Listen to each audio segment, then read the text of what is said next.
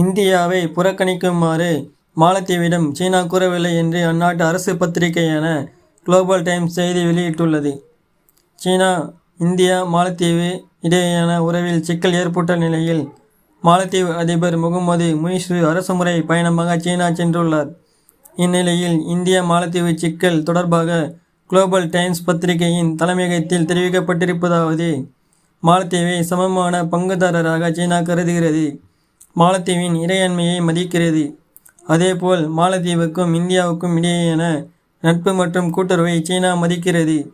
இந்தியாவுடன் நல்லுறவுடன் இருப்பது மாலத்தீவுக்கு எவ்வளவு முக்கியம் என்பதை சீனா அறிந்திருக்கிறது. இந்தியாவுக்கும் சீனாவுக்கும் மோதல் போக்கு நிலவுவதால் இந்தியாவை புறக்கணிக்குமாறு சீனா மாலத்தீவை ஒருபோதும் கேட்கவில்லை. அது மட்டுமல்ல, சீனா, இந்தியா, மாலத்தீவு இடையே முத்தரப்பு ஒத்துழைப்பு நிலவ வேண்டும் என்று சீனா விரும்புகிறது. மாலத்தீவின் புதிய அதிபராக முகமது முயிஸு தேர்வானதில் இருந்து மாலத்தீவுக்கும் இந்தியாவுக்கும் இடையேயான உறவு ஆரோக்கியமாக இல்லை. வழக்கமாக மாலத்தீவு அதிபராக தேர்வு செய்யப்படுபவர்கள் தங்கள் முதல் வெளிநாட்டு பயணமாக இந்தியாவுக்கு செல்வது வழக்கம். ஆனால் முகமது முயிஸு இந்தியாவுக்கு செல்வதற்கு பதிலாக துருக்கிக்கு சென்றுள்ளார்.